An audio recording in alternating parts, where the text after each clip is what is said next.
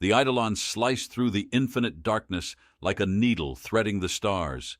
Its sleek hull gleamed faintly, reflecting the scattered light of distant galaxies. Inside, the hum of the engines thrummed like a steady heartbeat, a sound so familiar it had become part of the crew's collective subconscious. In the command center, Captain Idris Al-Karim stood tall, his silhouette a stark contrast against the panoramic viewport displaying the endless void. His hands, calloused from years of gripping controls and signing battle orders, rested on the edge of the console. Idris's eyes, deep and reflective like a still desert oasis, scanned the data streams cascading across the screens. His presence exuded calm authority, the kind that could settle storms, or, on the rare occasion, ignite them. Behind him, Lieutenant Jonas Tavari lounged in his chair with the easy confidence of someone who could fix a ship with little more than spit and a prayer. His voice broke the silence like a playful jab. "Captain, if this signal turns out to be another intergalactic spam message, I'm billing the sender. Nobody wakes me up for a galactic prince inheritance scam and gets away with it." Idris allowed a faint smirk to curve his lips. "If it's a scam, Lieutenant, I'll let you compose the reply." Jonas grinned, his fingers dancing over his controls. "Dear Galactic Prince, kindly forward me 5 million credits to cover my emotional damages." The sound of boots against the metal floor interrupted their banter.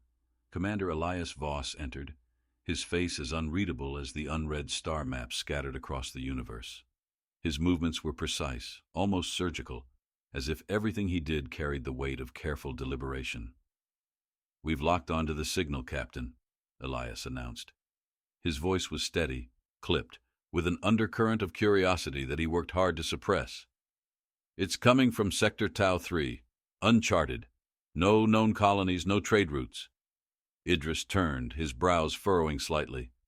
"What's the nature of the signal?" "Unknown," Elias admitted, tapping on his wrist console. A faint, rhythmic pulse echoed through the bridge as he played the transmission. It wasn't just sound. It was layered, like a heartbeat, a whisper, and the groan of tectonic plates colliding. It resonated deep in the chest, almost like the universe itself was speaking.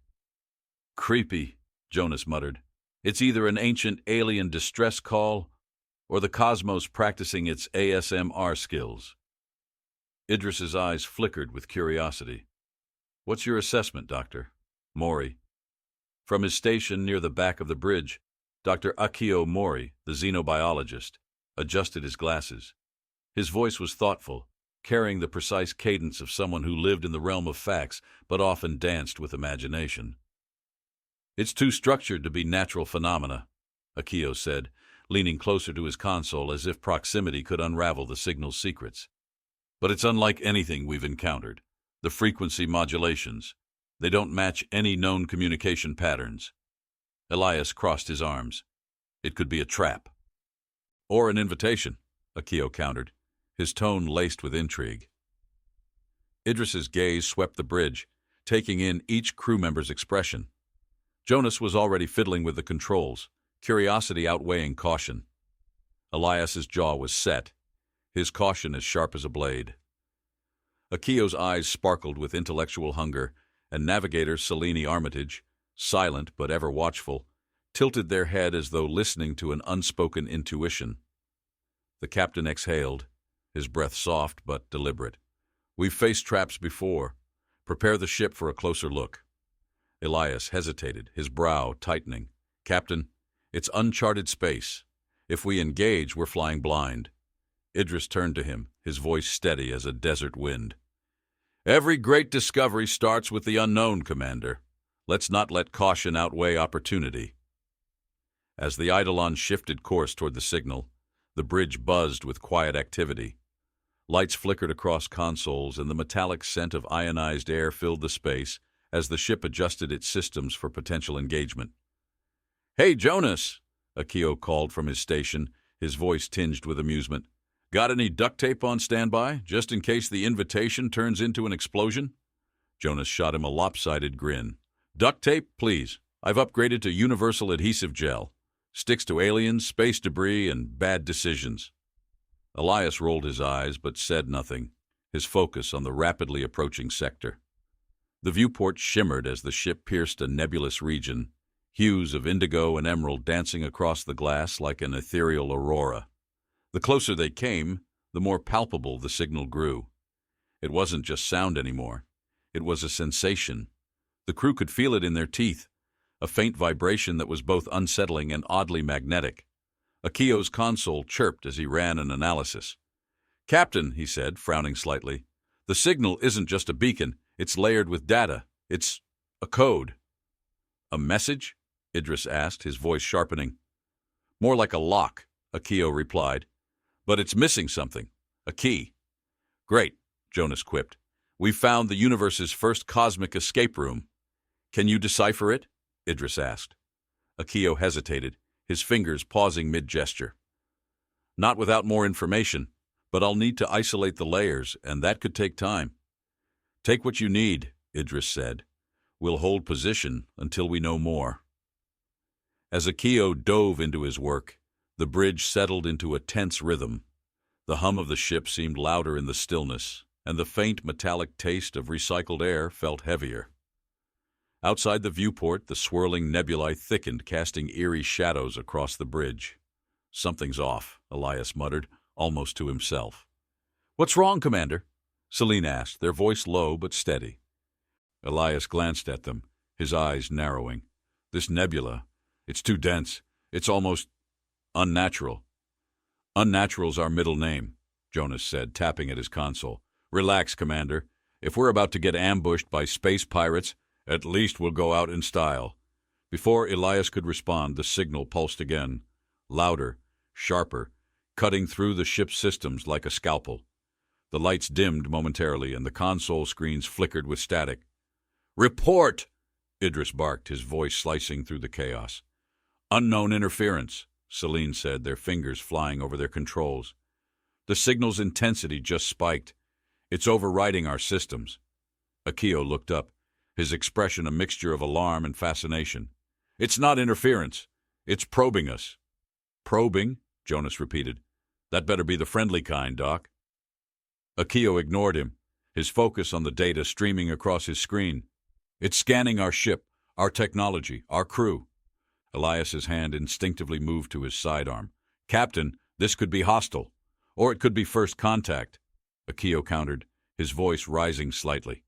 The ship's hum shifted, a subtle but jarring change that sent a shiver down the crew's spines.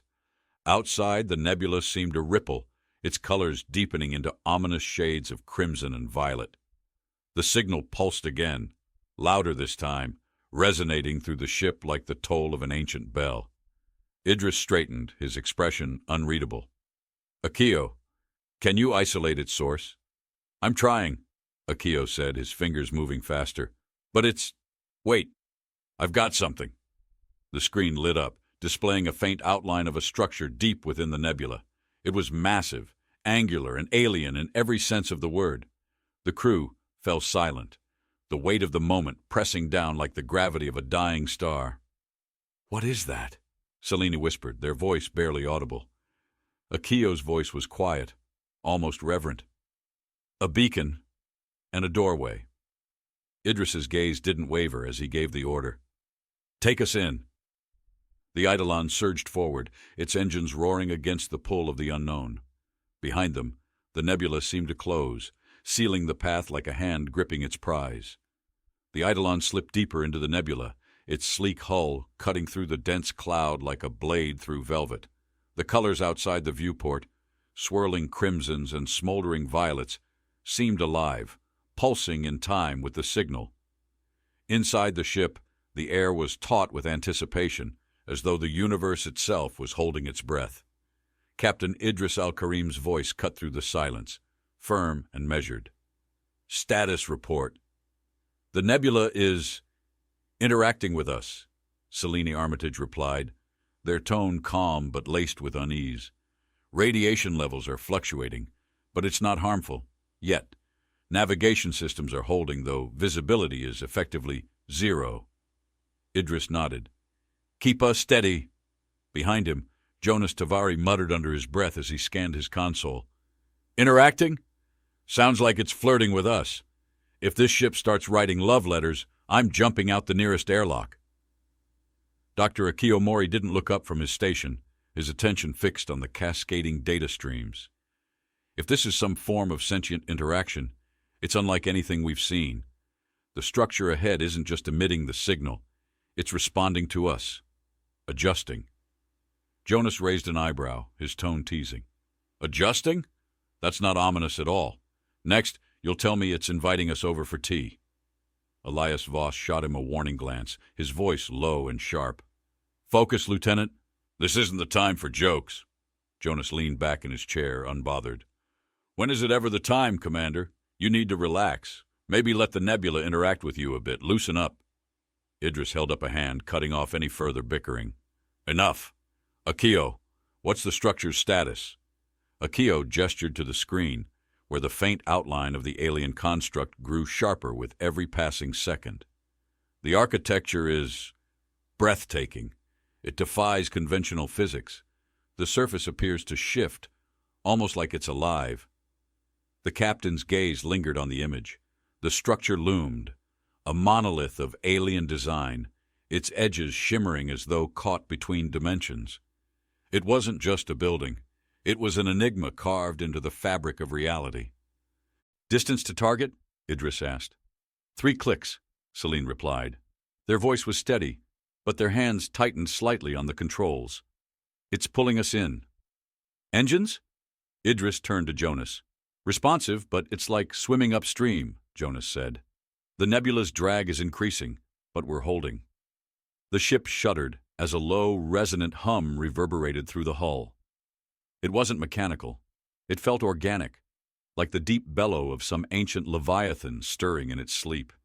The sound vibrated in their chests, a physical presence that made the hair on the back of their necks stand on end. Did anyone else feel that? Akio's voice was quiet, almost reverent. Feel it? Jonas said, gripping his console. It just rearranged my spine. Signal intensity increasing, Celine reported, their voice tightening. It's everywhere now, through the ship, through us. Idris stepped forward, his gaze fixed on the looming construct. The captain's presence grounded them, his calm resolve a beacon amid the growing tension. Take us closer. Slowly. The Eidolon advanced, its engines humming with effort as it pushed through the thickening nebula. Outside, the color shifted, deepening into shades that seemed to defy the visible spectrum. The viewport glowed faintly, bathing the bridge in an eerie, otherworldly light. As they approached the structure, its details became clearer. It wasn't static. It moved, its surface rippling like liquid metal. Symbols carved into its walls glowed faintly, pulsating in rhythm with the signal. The air on the bridge grew heavier, as though the ship itself was reacting to the construct's presence. Akio leaned closer to his console, his fingers flying over the controls. The patterns. It's a language. A complex, multi-layered system of communication. But it's not just visual. It's sensory. Auditory. Tactile translation? Idris asked. Akio hesitated, his brow furrowing. It's not a message in the conventional sense. It's more like an invitation, but layered with caution. Jonas snorted. Great. The universe's version of enter at your own risk. What could possibly go wrong? The ship's lights flickered, and a sudden chill swept through the bridge. It wasn't just the air. It was deeper, a bone-deep cold that seemed to radiate from the structure itself. Elias's hand instinctively moved to the weapon at his side. Something's wrong, Elias muttered, his voice low. Before anyone could respond, the ship jolted violently, throwing them against their restraints. The lights dimmed and alarms blared as the Eidolon came to a sudden halt. "Report!" Idris barked, gripping the edge of the console. "We've been caught," Selene said, their voice strained. "Some kind of gravitational field, unlike anything I've seen."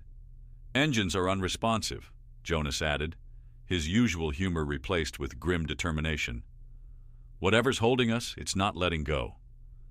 Outside, the structure pulsed with an eerie light, the symbols on its surface shifting and glowing brighter. The hum intensified, filling the bridge with a resonant vibration that seemed to echo inside their minds.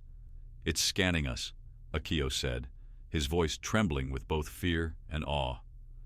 Not just the ship, us. Individually. Elias's jaw tightened. Captain, we need to consider this a threat.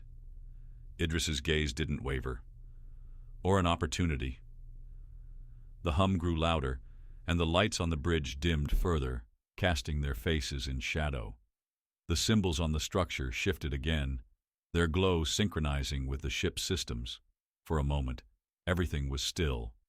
Then, the hum stopped.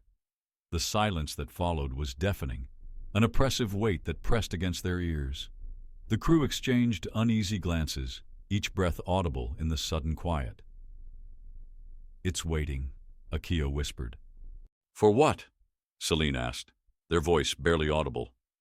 Akio's gaze flickered to Idris. "For us." The captain stepped forward, his movements deliberate. His voice, when he spoke, was steady, resolute. "Open a channel." Celine hesitated but obeyed, their fingers gliding over the controls. The screen flickered, and the bridge was bathed in soft light as a new image appeared. It wasn't a message. It was a doorway.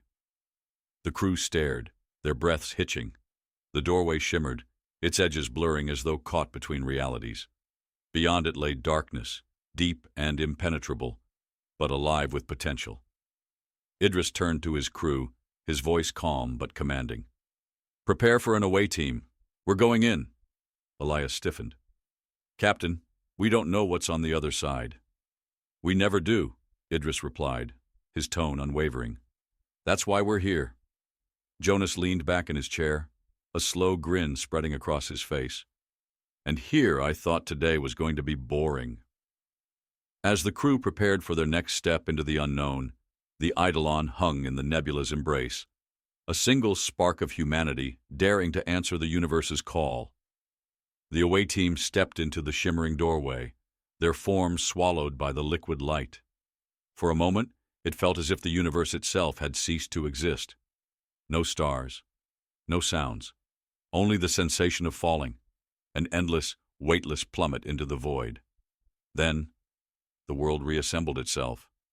Idris felt his boots connect with solid ground, though it vibrated faintly beneath him like a living entity stirring in its sleep. His breath misted in the frigid air as he scanned their surroundings. The team had emerged into a vast chamber, the architecture impossibly alien yet hauntingly familiar. Walls of obsidian rose around them, inscribed with pulsating symbols that seemed to rearrange themselves when glanced at directly. The air tasted metallic, sharp and cold, biting at his tongue like iron filings. The light was dim, an eerie phosphorescence emanating from veins in the walls, casting shifting shadows that danced like restless spirits. Every step echoed, the sound swallowed almost immediately by the oppressive stillness, as if the space itself abhorred noise. Jonas's voice broke the quiet, laced with his signature blend of humor and disbelief. "Well, if this isn't welcoming, I don't know what is. No carpets? No complimentary drinks?" Elias shot him a look, his hand resting on the weapon at his hip. "Focus, Lieutenant. We don't know what we're walking into." "I'd argue we're already in it," Jonas quipped, but his usual levity was undercut by the tension in his voice. His eyes darted around the chamber, his fingers twitching as if itching to fix something, anything, that made sense. Akio crouched near one of the walls, running a gloved hand over the shifting symbols. "These carvings, they're not static. They're responding to us, to our proximity, maybe even our thoughts." "Can you decipher them?" Idris asked, his voice calm but firm. Akio shook his head, his brow furrowing. "It's not a language in the traditional sense. It's layered, complex, like trying to read music and math at the same time." Jonas leaned closer, his curiosity getting the better of him. "So what? It's a mood ring for aliens?"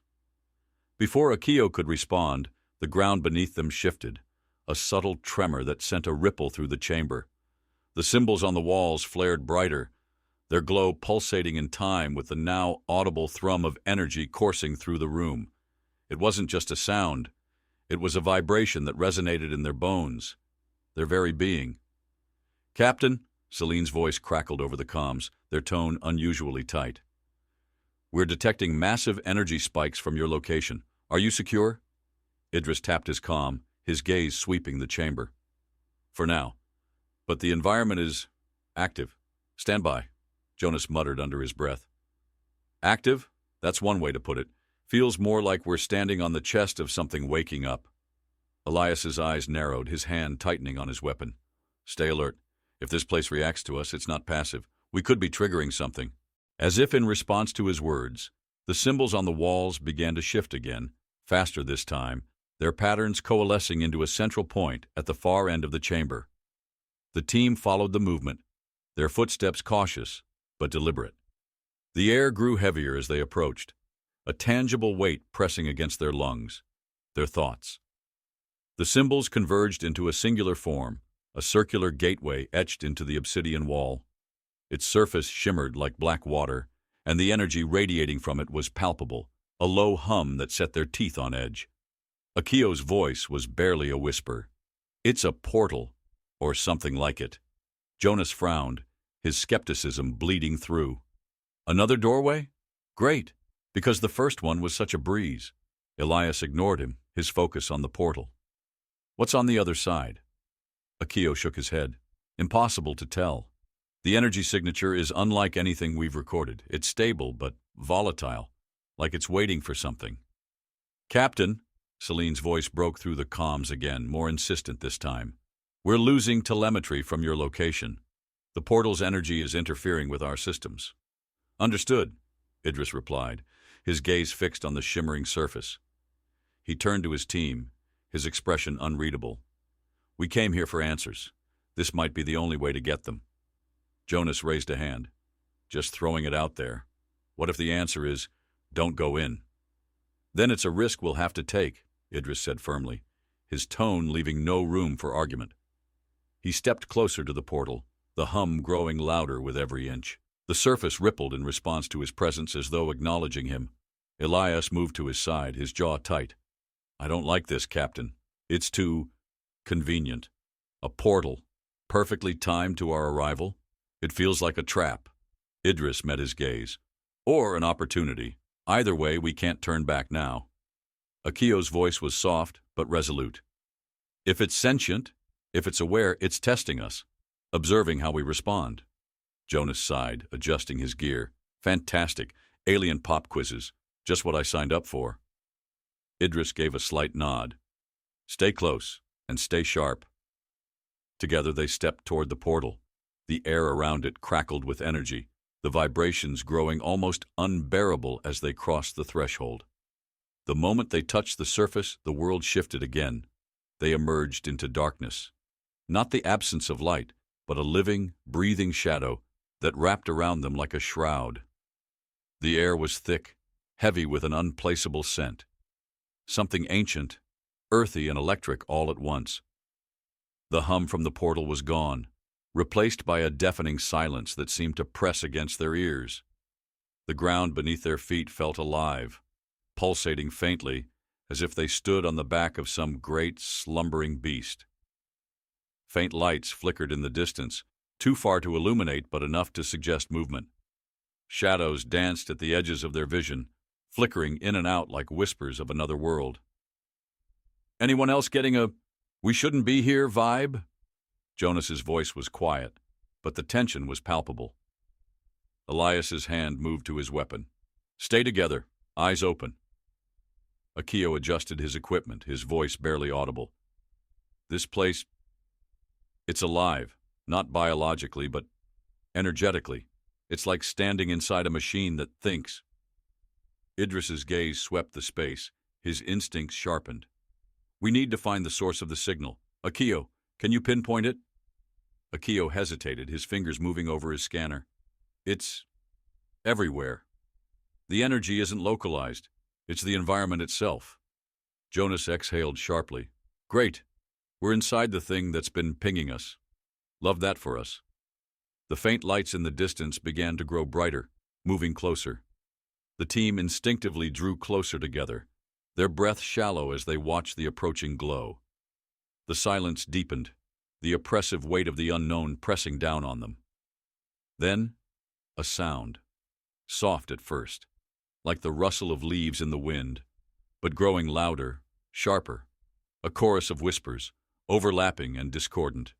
It wasn't speech, but intent, a message, incomprehensible, yet unmistakable. Idris's voice cut through the rising tension. "Hold your ground." The lights stopped, hovering at the edges of visibility.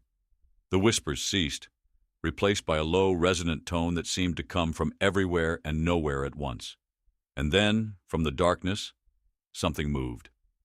It wasn't a figure. It was a presence, vast and unfathomable. The team stood frozen, their senses overwhelmed as the entity approached, its form shifting and flickering like a mirage. As it loomed closer, Idris's voice was steady but firm. "Prepare yourselves. Whatever this is, it's just the beginning." The entity advanced with a spectral grace, its form rippling like ink spilled into water. It was both there and not there, a phantom sketched in motion. The away team stood transfixed, their breaths shallow, as if even the act of inhaling might shatter the fragile moment. Its presence was overwhelming, a gravity that pressed on their minds and bodies, forcing them to confront the incomprehensible vastness of its being. Idris took a deliberate step forward, his boots pressing into the faintly pulsating ground. His voice, though steady, carried the weight of unspoken tension. "We mean no harm." The creature didn't respond in words. Instead, it shifted, its form elongating and retracting as if it were tasting the air. The dim lights along its edges flared brighter, casting eerie shadows that danced across the chamber. A sound began to rise, a low, resonant hum that seemed to bypass their ears and resonate directly within their skulls. It wasn't noise. It was a presence, a communication without language. Jonas, standing slightly behind Idris, muttered under his breath, "Is it just me? Or does it feel like this thing is judging us? Not sure I like being graded by a glowing ink blot." "Quiet!" Elias snapped, his hand tightening on his weapon. His eyes, sharp and unyielding, never left the entity. "We don't know what it's capable of." Akio tilted his head, his expression a mixture of awe and curiosity. "It's not hostile. Not yet. It's observing, evaluating." The hum grew louder, vibrating through their bones, making the air itself feel charged with unspent energy. Symbols from the walls began to lift and hover, spinning slowly around the entity in a halo of glowing glyphs. Each symbol pulsed in turn, creating a rhythm that felt both ancient and alive. Idris glanced at Akio. "What are we looking at?" Akio's fingers danced over his scanner, though his eyes remained fixed on the entity. "It's a construct. Not biological, but not entirely artificial either. It's like a fusion of thought and matter." "That's comforting," Jonas muttered. "We're standing in front of a sentient mood ring." Before anyone could respond, the entity shifted again, its form expanding outward. The room seemed to darken as it grew, the air thickening until it was almost impossible to breathe. Then the hum crystallized into a single tone, a note so pure it brought tears to their eyes.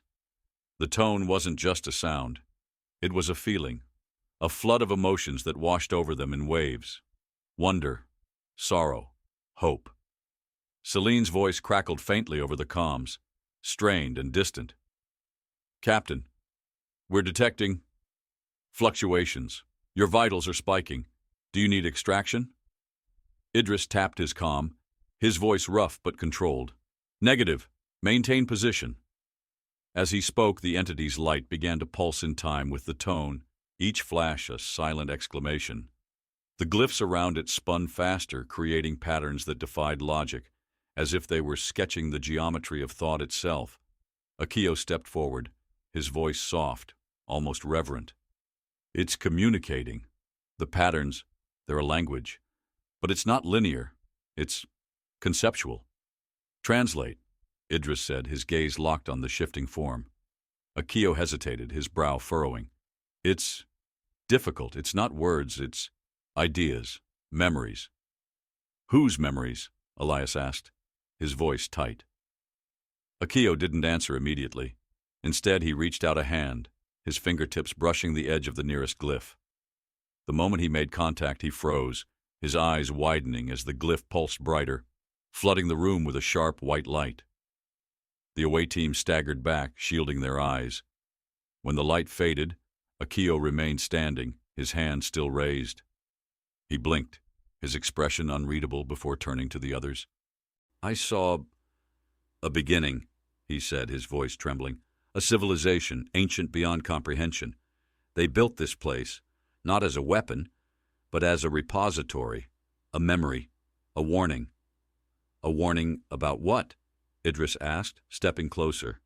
Before Akio could respond, the glyphs shifted again, their movements frantic, as though the entity had grown impatient. The hum deepened, vibrating through their chests, with enough force to rattle their teeth. The walls of the chamber began to glow, their surfaces shimmering with new patterns. These weren't static carvings. They were alive, crawling like rivers of molten light. Jonas's voice broke the tense silence. "Captain, I really think we've overstayed our welcome." "Hold your position," Idris ordered, though his tone carried an edge. His instincts screamed danger, but something deeper compelled him to stay. The entity pulsed once more, and the tone shifted, becoming harsher, discordant. The emotions it projected twisted, replacing wonder with urgency, hope with desperation. Images flashed through their minds, fractured, fleeting glimpses of destruction, stars consumed by darkness, entire worlds falling silent. Elias's voice was low but fierce. "Captain, we're being shown the end of something." Akio nodded, his expression grim. "An extinction event. A force that consumes without mercy. They tried to stop it, but they failed." Jonas's eyes narrowed, his usual levity replaced with unease. "So what? This thing dragged us here to play doomsday prophet?" "No," Akio said, his gaze fixed on the entity. "It brought us here because it believes we're the only ones who can stop it." The words hung heavy in the air, the weight of the revelation settling over them like a shroud. Idris's jaw tightened as he turned back to the entity. "Why us?" The entity's form shimmered, its light flickering like a dying star. The glyphs slowed, their movement almost hesitant, as though it was struggling to respond. Then, with a final pulse, the symbols collapsed inward, forming a single glowing point of light. The team instinctively stepped back as the light surged forward, enveloping them. The chamber dissolved into a cascade of colors and sensations, pulling them into a new vision. They were no longer in the chamber. They stood on a barren world, the sky above them fractured like a shattered mirror. In the distance, a massive shadow loomed, its form shifting and indistinct, but radiating malevolence. The ground trembled as it advanced, leaving nothing but desolation in its wake. The vision shifted again, showing the same shadow spreading across the galaxy, devouring stars and planets. Then, abruptly, it focused on Earth, its blue-green surface vibrant and alive.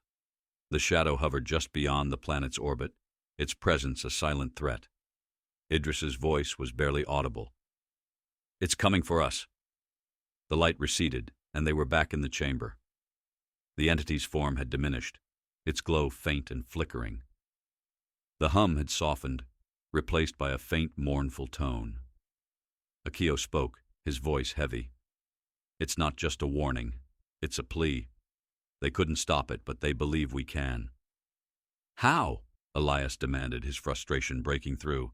"We don't even know what it is." "We'll find out," Idris said, his voice steady despite the storm raging inside him. "And we'll stop it." The entity pulsed one final time, its light dimming as the glyphs around it dissolved into the walls. The doorway behind them reappeared, its surface rippling like disturbed water. Jonas exhaled sharply, his voice tinged with nervous energy. "Well, that was fun. Can we leave now?" Idris didn't respond immediately. His gaze lingered on the entity, its form now barely a flicker. Then, with a nod, he turned to his team. "Let's move. We have a galaxy to save." The Eidolon erupted from the shimmering doorway like a diver breaching the surface of a dark, suffocating ocean. The transition was jarring, the quiet hum of the ship a stark contrast to the overwhelming sensory flood of the alien chamber. For a moment, the crew stood in silence, their breathing heavy, as if the weight of the vision they had seen clung to them like an invisible shroud. Jonas Tavari broke the tension, his voice carrying a thin edge of forced levity. "Okay, so, anyone else feel like we just got handed the universe's worst group project?" Akio Mori leaned heavily against the console, his fingers trembling slightly as they hovered over the controls. It wasn't just a vision. The energy, it imprinted something. I can still feel it, like an echo in my head. Idris Al-Karim's gaze remained fixed on the swirling nebula outside the viewport, his hands gripping the edge of the console. His voice, low and deliberate, cut through the haze. "Akio, can you make sense of what it showed us?" Akio exhaled slowly, collecting his thoughts. The entity was trying to communicate its history, but it wasn't just sharing information. It was transmitting urgency. Whatever this force is, it's not just coming. It's already here somewhere. Elias Voss straightened, his posture taut like a coiled spring. "Then why show us Earth? Why not give us specifics on where to start?" Akio shook his head, frustration flickering across his face. "I don't think it knows. The shadow, whatever it is, it's not something that can be tracked by conventional means. It moves through systems, consuming without leaving traces." Jonas rubbed the back of his neck, his usual grin replaced by a grimace. "Great. A predator that doesn't leave tracks. That's exactly the kind of thing you want lurking around." Celine Armitage's voice crackled through the comms, steady but tinged with concern. "Captain, the nebula is destabilizing. Energy fluctuations are spiking across the board. We need to pull back before we get caught in the collapse." Idris nodded sharply. "Understood. Jonas, prepare the ship for extraction." Jonas's fingers danced over his console, his movements precise despite the tension. "Engines are primed, and I'll have us out of this cosmic blender in— Oh, come on."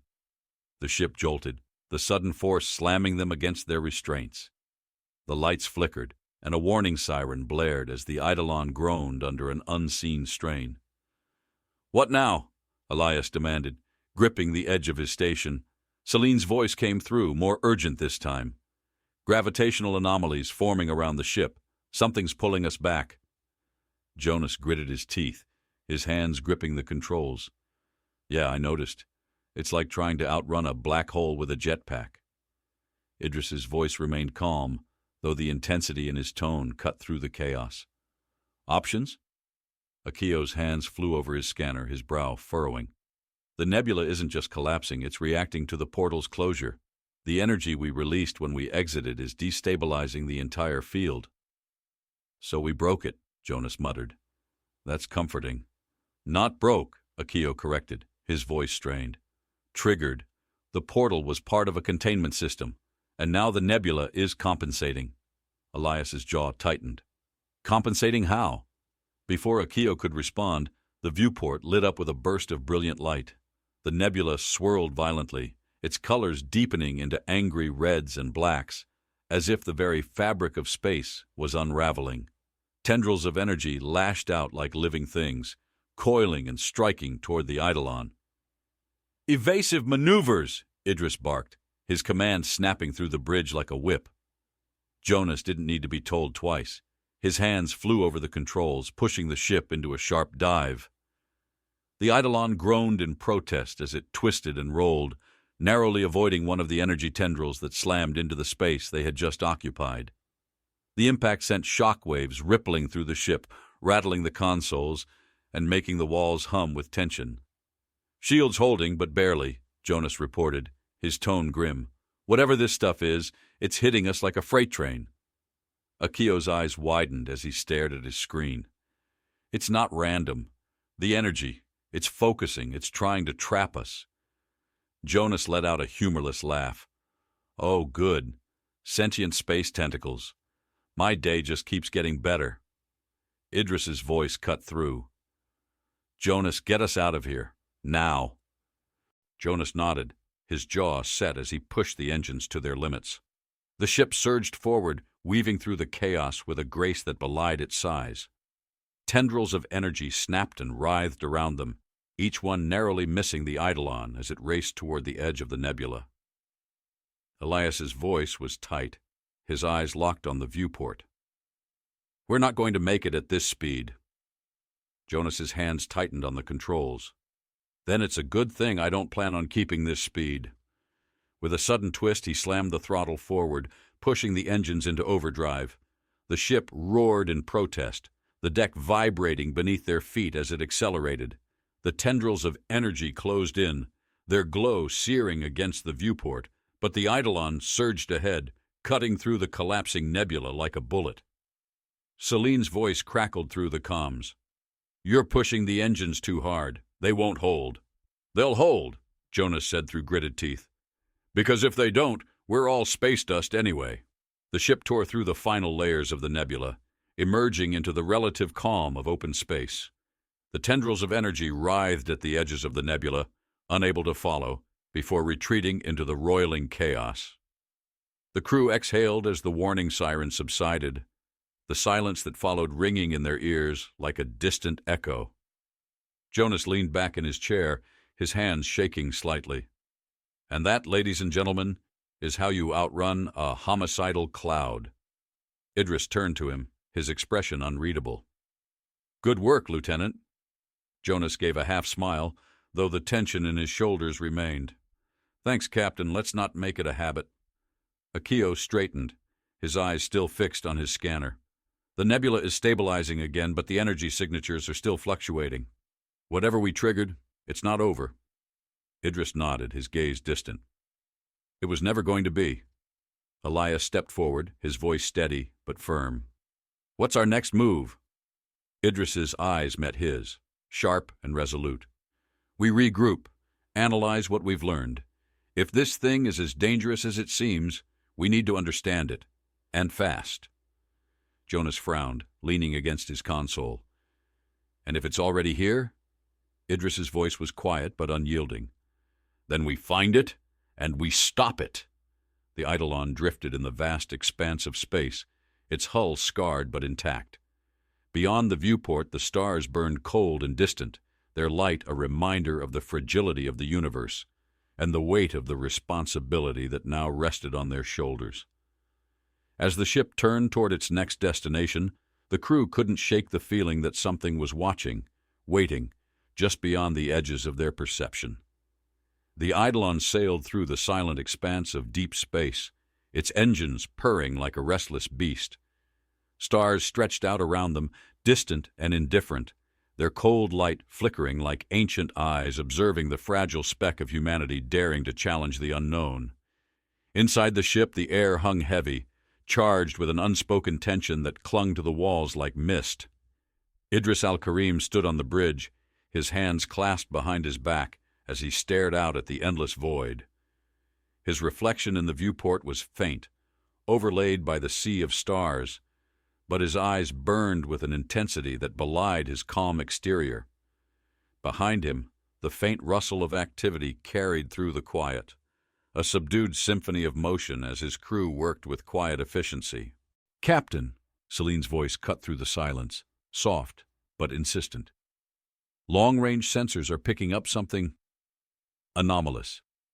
Idris turned, his sharp gaze locking onto them.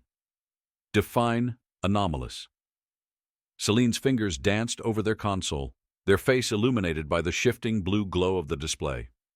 "A faint signal, low frequency. It's too faint to pinpoint, but it's familiar. Similar to the energy patterns from the nebula." Elias Voss straightened from where he had been leaning against the bulkhead, his posture rigid. "Another portal?" "Unclear," Celine replied, their tone measured. "But whatever it is, it's moving, slowly but deliberately." Jonas Tavares swiveled his chair toward them, his usual smirk absent. "Moving how?" "Space isn't exactly traffic-heavy." Celine's voice dropped slightly, almost a whisper. "It's following us." The bridge fell silent, the weight of the revelation pressing down like a physical force. The hum of the ship's systems felt louder in the stillness, a reminder of the fragile barrier between them and the vast, unrelenting void. Idris's voice was calm but firm, cutting through the quiet like a blade. Distance? 5 clicks and closing, Celine replied, their fingers never stopping. At this rate, it'll reach us in just under an hour. Jonas exhaled sharply, rubbing the back of his neck. Fantastic. The universe's creepiest tailgater. Any chance we can lose it? Unlikely, Akio Mori interjected, his voice thoughtful. He leaned over his console, his brow furrowed as he analyzed the incoming data. The signal isn't just tracking us, it's resonating with us. Whatever it is, it's attuned to the energy we interacted with in the nebula. Elias stepped closer to Idris, his tone low but firm. Captain, we need to consider our options. If it's hostile, we can't let it get close enough to engage. Idris nodded, his expression unreadable. Agreed. Celine, adjust our trajectory. Take us into the nearest asteroid field. Celine's eyes flickered with understanding. Using the debris to obscure our trail? Exactly, Idris replied. If it's tracking our energy signature, we'll force it to work harder. Jonas raised an eyebrow. And if it doesn't fall for the old hide in the rocks trick? Then we'll adapt, Idris said, his tone brooking no argument. We always do. The Eidolon adjusted its course, the engines humming with renewed purpose as it angled toward the asteroid field. Outside the viewport, the stars began to blur, replaced by the jagged silhouettes of tumbling rocks that glinted faintly in the starlight. The ship navigated the treacherous terrain with precision, each maneuver a delicate dance that avoided collision by the narrowest of margins. Jonas's voice broke the tense quiet, laced with dry humor. You know, I usually love a good game of don't get crushed by space boulders, but today I'm just not feeling it. Akio shot him a glance, his expression tinged with exasperation. Perhaps you'd feel differently if you focused on not getting crushed. Jonas grinned faintly. That's the plan, Doc. That's the plan. The ship's sensors pulsed softly, tracking the anomaly as it drew closer. Celine's voice carried through the bridge, steady but tinged with unease. It's still following us, slower now but steady. It's navigating the field. It's learning, Elias said grimly, his hand resting lightly on his weapon. This isn't random. Nothing about this has been random, Idris said, his voice low but resolute. Stay focused. Akio, anything new on the readings? Akio frowned, his fingers flying over his console. The signal is evolving, adapting to the interference from the asteroid field. It's not just tracking us, it's analyzing us. Analyzing for what? Jonas asked, his grin fading. Akio hesitated, his brow furrowing. I don't know. But whatever it is, it's not just observing. It's preparing. The ship shuddered suddenly, a faint vibration that rippled through the deck. Idris's head snapped towards Celine. What was that? Celine's voice tightened. Proximity alert. One of the asteroid. Shifted. Shifted how? Elias demanded, stepping closer to their station. It's not an asteroid, Celine replied, their tone sharp with realization. It's a ship. The words hung in the air, heavy and undeniable. Outside the viewport, the dark shape of the anomaly emerged, its outline jagged and unnatural. It moved with a predatory grace, its surface shifting and rippling like liquid metal. The faint light of the stars glinted off its hull, casting it in an otherworldly glow. Jonas's voice was barely audible. Well, that's not ominous at all. Idris stepped forward, his gaze fixed on the approaching vessel. Evasive maneuvers, now. The Eidolon veered sharply, its engines roaring as it twisted through the asteroid field.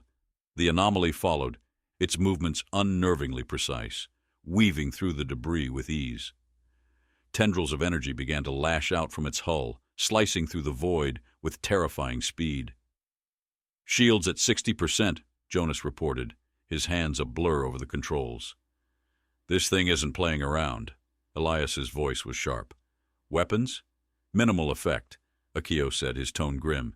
Its energy signature is destabilizing our systems. Idris's mind raced, weighing their options. His voice was steady, though his eyes burned with resolve. Celine, plot a course out of the field. Jonas, push the engines as far as they'll go. And if they don't go far enough, Jonas asked, his tone edged with tension. They will, Idris replied, his voice unyielding. They have to. The Eidolon surged forward, its engine screaming as it broke free of the asteroid field. The anomaly followed, its tendrils of energy snapping at their heels. Idris's voice cut through the chaos. Prepare for emergency warp. Target the nearest uninhabited system. Celine's fingers flew over the controls. Coordinates locked. Warp in 10 seconds. The countdown felt like an eternity, each second stretching into infinity as the anomaly closed the gap. The ship's hull groaned under the strain, the lights flickering as the energy tendrils lashed against their shields. 5 seconds, Celine said, their voice tight. The anomaly surged forward, its form twisting and expanding, as if preparing for a final strike. 3 seconds. The tendrils coiled, glowing brighter as they closed in. Warp now, Idris commanded. The Eidolon leapt forward, the stars stretching into streaks of light as the ship vanished into the void. The anomaly lingered for a moment, its form rippling, before it too disappeared into the darkness. The Eidolon emerged from the warp with a jarring lurch, the sudden stillness of normal space a stark contrast to the chaos they'd left behind. The hum of the engine softened as the ship stabilized, but the tension on the bridge remained electric. Around them the stars gleamed cold and distant, their light reflecting faintly on the crew's strained faces. Idris Al-Karim straightened in his chair, his hands gripping the armrests as he surveyed the room. The faint scent of overheated metal lingered in the air, a reminder of their ship's exertion. "Damage report," he commanded, his voice steady despite the storm brewing in his thoughts. Jonas Tavari ran a hand through his disheveled hair, glancing at the flickering console in front of him. "Shields are down to 30%. Engines are functional but strained. We'll need to cool them before we push another warp." "Structural integrity?" Idris pressed. "Stable," Elias Voss replied, his tone clipped. He leaned against the bulkhead, his posture rigid. "But we can't take another hit like that." Selene Armitage's fingers danced over their controls, their brow furrowed in concentration. "The anomaly didn't follow us, but its energy signature is still faintly present. It might be tracking us from a distance." Akio Mori's voice cut through the tension, soft but deliberate. "If it's tracking us, we need to understand how. The energy it uses, it's not just physical, it's invasive. It resonates on a deeper level, almost like it's tuned to us specifically." Jonas leaned back in his chair, his trademark humor absent. "So what you're saying is we're basically its favorite radio station." "Something like that," Akio admitted. "But if we can figure out the mechanism, we might be able to disrupt it." Idris stood, his commanding presence filling the room. "Then that's our priority. We need time to analyze the data, regroup, and prepare for another encounter. Celine, identify the nearest system where we can lay low." Celine nodded, their gaze fixed on the map glowing on their console. "There's an asteroid cluster nearby. It's dense enough to provide cover, but we'll need to navigate carefully." "Jonas, how long will the engines hold?" Idris asked, turning to him. Jonas hesitated, his lips pressing into a thin line. "If we keep it slow, they'll manage. Push too hard, though, and we're looking at a full system failure." "Then we go slow," Idris decided. "Plot the course. Akio, start working on that analysis. Elias, I want a full tactical review of the anomaly's capabilities. We need to be ready for whatever comes next." The crew dispersed, their movements purposeful but heavy with fatigue. The weight of their survival hung in the air, a constant reminder of the fragile line they were walking. As the ship glided toward the asteroid cluster, the bridge dimmed, the stars outside casting faint patterns across the floor. Idris remained at the viewport, his reflection a ghostly shadow superimposed over the void. Behind him, Elias approached, his voice low. "Captain, we can't keep running forever. If this thing is as persistent as it seems, we'll need more than a temporary hiding spot." Idris nodded, his jaw tight. "I know, but we can't fight it blind. We need to understand what we're dealing with before we make a move." Elias's gaze was steady, his tone sharp but not unkind. "And if we can't figure it out? If it's beyond us?" "Then we adapt," Idris said, his voice firm. "We always adapt. The ship slipped into the asteroid field, its hull groaning softly as it maneuvered through the dense terrain. The faint metallic clang of debris brushing against the shields echoed through the corridors, a reminder of their precarious position. In the engineering bay, Jonas knelt beside a panel, his tools spread out around him. The faint hum of machinery filled the space, a backdrop to his muttered complaints. Fixing engines after they've been stretched thin, chasing space nightmares, he grumbled, tightening a bolt. Just another day in paradise. Akio entered, a datapad in hand. You're not the only one with work, you know.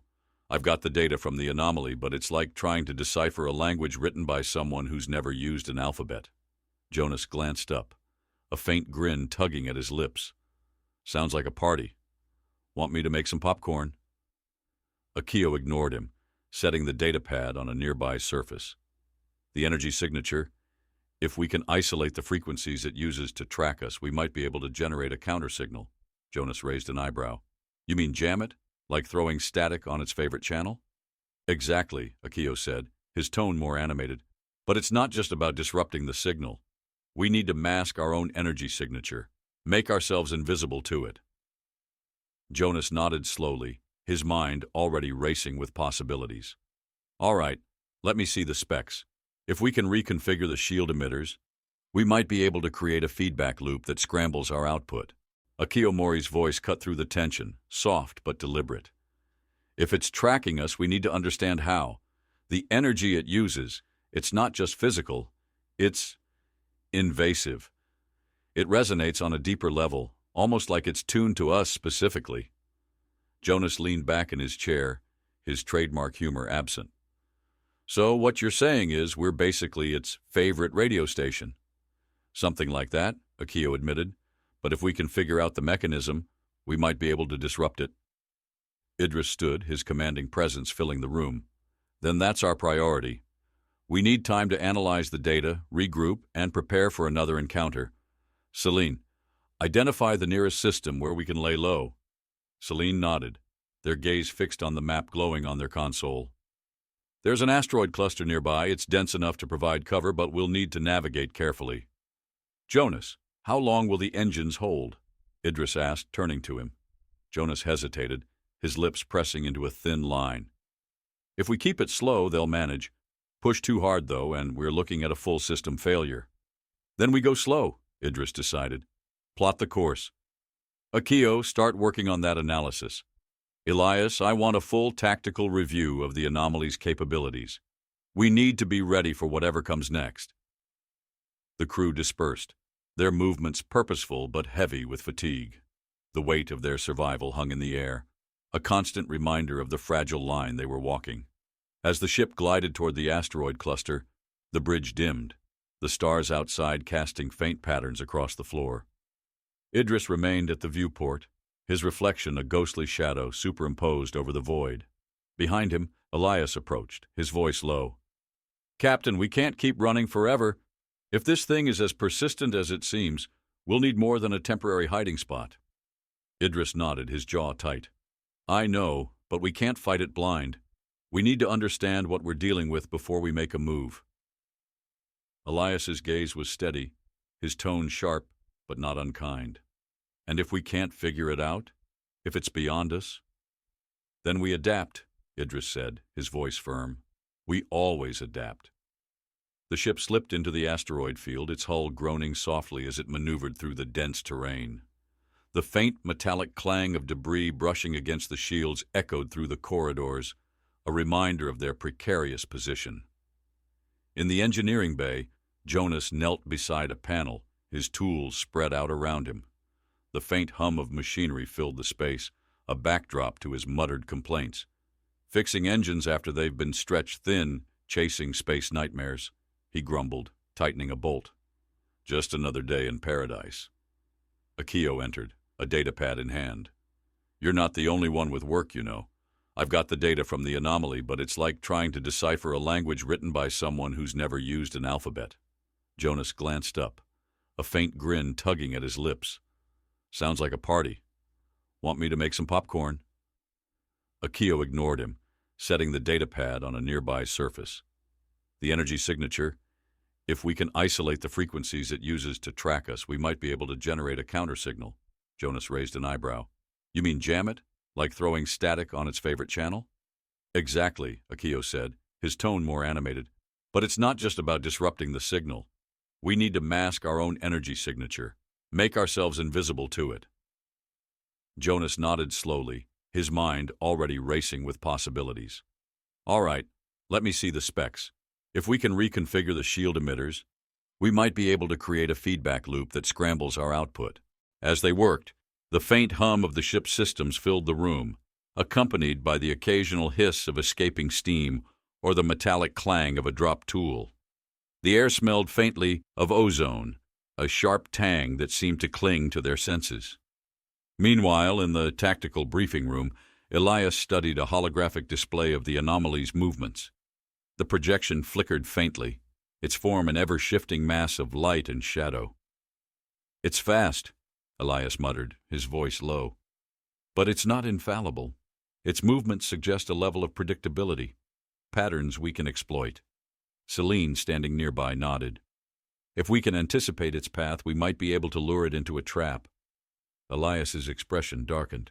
That's assuming we have something to trap it with. Right now we're outgunned and outmatched. Not necessarily, Celine said, their tone thoughtful. If we can harness the energy of the asteroid field, redirect it, we might be able to create a pulse strong enough to destabilize the anomaly's structure. Elias glanced at them, his eyes narrowing. You think we can weaponize the field? Celine's lips curved into a faint smile. I think we don't have a choice. In the hours that followed, the ship buzzed with activity. Jonas and Akio worked tirelessly in engineering, their banter a faint counterpoint to the steady hum of machinery. On the bridge, Celine and Elias plotted trajectories, their fingers flying over controls as they fine-tuned their plan. Idris moved between them, his presence a steady anchor in the storm. His mind churned with possibilities, weighing every decision with the precision of a blade's edge. Failure wasn't an option, not when so much was at stake. Finally, as the asteroid field stretched out before them like a labyrinth of jagged stone, the plan came together. Akio's countersignal was ready, the ship's emitters reconfigured to mask their presence. Celine's calculations for the energy pulse were precise, the coordinates for their trap meticulously planned. Idris stood on the bridge, his crew assembled around him. The air was thick with anticipation, every breath a reminder of the risks they were about to take. This is it, Idris said, his voice steady. We lure it in, we disrupt its signal, and we hit it with everything we've got. No second chances. Elias's gaze was sharp. And if it doesn't work? Idris's eyes burned with resolve. Then we'll find another way. But for now, we stick to the plan. The crew nodded, their determination palpable. As the ship moved into position, the faint glow of the asteroid field cast shifting shadows across their faces. Each one carried the weight of the unknown, the silent question of whether they would survive the coming storm. And then, from the depths of space, the anomaly emerged. The anomaly emerged from the void, its form shifting and rippling like a living storm, its tendrils of energy snaked out, tasting the darkness, searching, as though it knew the Eidolon was near. The faint glow of the asteroid field illuminated its silhouette, a jagged mass of liquid metal and pulsing light, terrifying in its alien grace. On the bridge, Idris al-Karim stood at the center, his presence a steady anchor amidst the rising tension. The crew was silent, each member focused, their faces lit by the pale glow of their consoles. The air carried a faint charge, the smell of ozone mingling with the metallic tang of recycled air. It's here, Celine Armitage said, their voice low but certain. It's scanning the field. Idris's eyes narrowed. Hold position. Let it come to us. Jonas Tavari leaned back in his chair, his hands poised over the controls. His voice, usually light, carried a quiet intensity. You know, Captain, this is the part where the hero makes some inspiring speech about survival and whatnot. Idris didn't turn, his gaze locked on the anomaly. If we survive this, Jonas, I'll give you all the speeches you want. Jonas smirked faintly. Good enough for me. The anomaly paused at the edge of the asteroid field, its tendrils curling inward as if deliberating. For a moment, the only sound was the soft hum of the ship's systems and the faint vibrations of nearby asteroids tumbling through the void. Then, without warning, it surged forward, moving with predatory precision, weaving through the dense maze of rock and debris. "It's closing fast," Celine said, their hands steady as they tracked its trajectory. 5 clicks out. 4 Elias Voss straightened, his jaw tight. "It knows we're here." Idris turned to Akio Mori, who stood by the tactical station, his expression tense but determined. "Are we ready?" Akio nodded, his voice firm. "The counter-signal is calibrated. Once it's in range, we can disrupt its tracking system." "Good," Idris said, his tone unyielding. "Celine, take us deeper into the field. Make it work for every inch." The Eidolon moved gracefully, its engines purring as it navigated the asteroid field with precision. The anomaly followed, its movements unnervingly fluid, as though it anticipated every turn. Its tendrils lashed out, shattering smaller asteroids into clouds of debris that sparkled like dying stars. Jonas muttered under his breath, his fingers flying over the controls. "This thing is relentless. It's like playing hide-and-seek with a tidal wave." "Stay focused," Idris said, his voice sharp. "Akio, on my mark." The anomaly surged closer, its tendrils brushing against the larger asteroids, sending shudders through the field. The ship's sensors beeped in warning as the energy surrounding the entity grew more erratic, its glow intensifying. "Range?" Idris asked, his gaze locked on the viewport. 2 clicks, Celine replied. "It's almost on us." "Akio," Idris said, his tone razor-sharp. "Now." Akio's hands moved swiftly, his fingers dancing over the console. A pulse of energy rippled outward from the ship, invisible to the naked eye but powerful enough to distort the fabric of the void itself. The anomaly hesitated, its tendrils recoiling as though struck, its form rippling with chaotic energy. "It's working," Akio said, his voice laced with relief. "The countersignal is disrupting its resonance." "Not for long," Elias warned, his eyes narrowing. "It's adapting." "Then we don't give it time," Idris said. "Selene, initiate the pulse sequence. Jonas, get ready to push the engines to their limit." Celine nodded, their fingers moving with precision as they activated the ship's emitters. The asteroid field lit up with a cascade of energy, the glow reflecting off the jagged rocks like shards of broken glass. The anomaly shuddered, its movements faltering as the pulses rippled through it. "Shields at 20%, Jonas reported, his voice tight. "We can't take much more of this." "We won't have to," Idris said, his tone resolute. "Elias, target the largest asteroid in the field. If we can collapse it on the anomaly, we might be able to pin it long enough for the final pulse." Elias's eyes flickered with understanding. "Understood. Targeting now." The ship maneuvered carefully, positioning itself near the massive asteroid that loomed in the distance. The anomaly, still struggling against the counter-signal, thrashed violently, its tendrils lashing out in blind fury. "It's closing in," Celine said, their voice tight with urgency. 200 meters. "Jonas," Idris said, his voice cutting through the tension. "Engines. Now." Jonas didn't hesitate. The Eidolon roared to life, its engines blazing as it veered toward the asteroid. The ship's proximity triggered a series of charges, carefully calculated by Celine to destabilize the rock structure.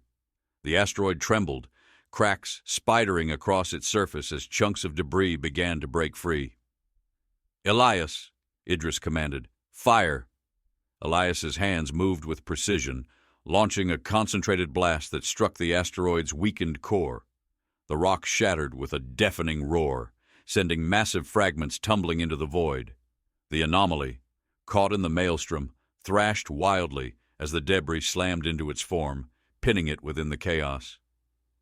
"Now, Celine," Idris said, his voice sharp. Celine activated the final pulse, a surge of energy that rippled outward with devastating force. The anomaly shuddered violently, its form fracturing as the pulse destabilized its core. The tendrils flailed, their light dimming before the entire entity collapsed inward, imploding into a singular point of light that blinked out of existence. The silence that followed was deafening, the void eerily still, as the Eidolon drifted amidst the remains of the asteroid field. The crew sat motionless, their breaths shallow, as the magnitude of what they had done settled over them. "It's gone," Akio said softly, his voice filled with both relief and disbelief. "We did it." Jonas exhaled, leaning back in his chair. "Someone remind me to put in for hazard pay." Idris turned to face his crew, his gaze sweeping over each of them. "We survived because we stood together, we adapted, and we proved that no matter how great the threat, humanity has the will to endure." Elias nodded, his expression resolute. "And if there are more out there?" Idris's eyes burned with quiet determination. "Then they'll learn what this one did. We're not prey. We're not weak. We are the ones who rise." As the Eidolon turned toward the distant stars, the weight of their survival carried them forward. They had faced the darkness and emerged stronger, their resolve unshaken. Whatever lay ahead, they knew one truth above all: humanity would endure.